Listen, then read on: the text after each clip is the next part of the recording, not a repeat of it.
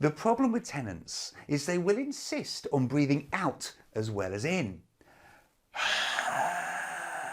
They also sometimes have a tendency to dry their clothes on the radiator, which pumps moisture into the air. They want the windows closed tight pretty much all the time, along with those little trickle vents, because they don't want a draft in their bedroom. They turn the thermostat up as high as it can possibly go. They turn off the bathroom fan switch, because they don't want that coming on in the middle of the night when they go to the loo. And of course, lots of tenants means lots of showers. All of this dramatically increases the amount of moisture in your HMO, and that means mould. And so what are the practical things that you can do to solve this problem?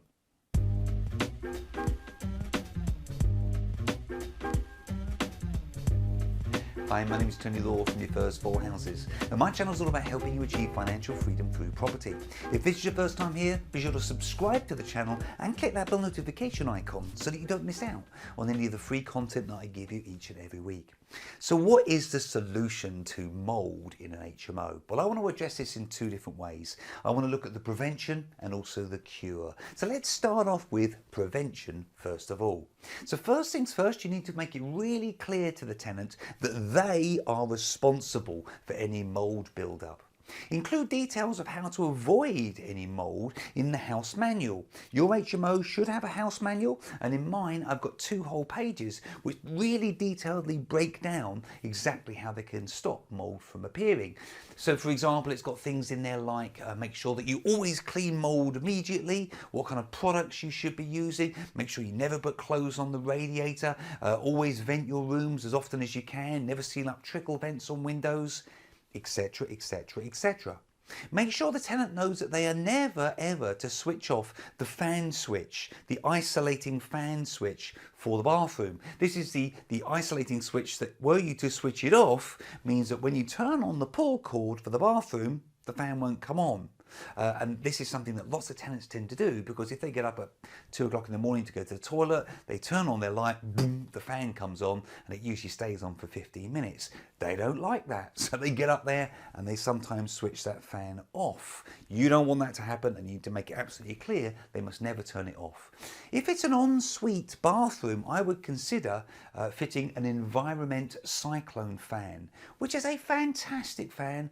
It runs 24 hours a day, and if there's a buildup of moisture or condensation, it picks up speed. The cost of fitting one of these is not cheap, but the actual running cost is pathetically small. It's something like, well, it's less than £10 a year, for example, and it is, as I say, running 24 hours a day. So a really good tip here is to maybe fit one of these Environment Cyclone fans in an area where you've got a real problem with mould, and I bet you that solves it straight away.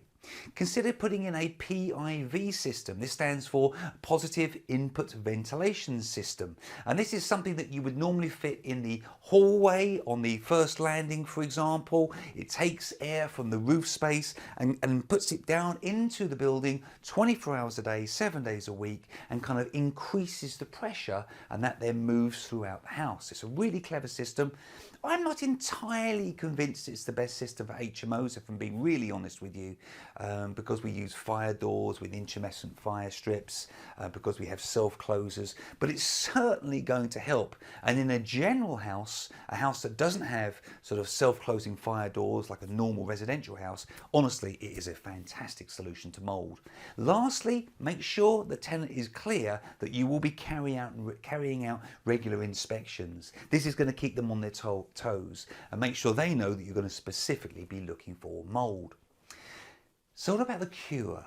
What is the best way to get rid of mould if you already have it in your HMO?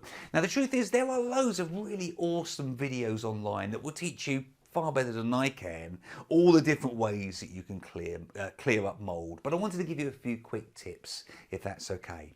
First things first, always wear a protective mask. Black mould especially is an airborne mould, and you can breathe it in, so you must always wear a protective mask. You must also always wear gloves when using any kind of a kind of mould product, because some of these mould products, especially one I'm going to share in a minute, is really quite aggressive. I suggest using a detergent to actually clean off some of the initial mould, and also vinegar. White vinegar is really, really good for getting rid of any mould residue. My product of the month is actually HG mould spray. It's a fantastic product, but you do need to use gloves when you use it, because it will actually burn your hands. You'll feel it interacting with your hands. So make sure you're wearing good rubber gloves. Dispose of all cleaning materials immediately after you've actually cleaned up the mould.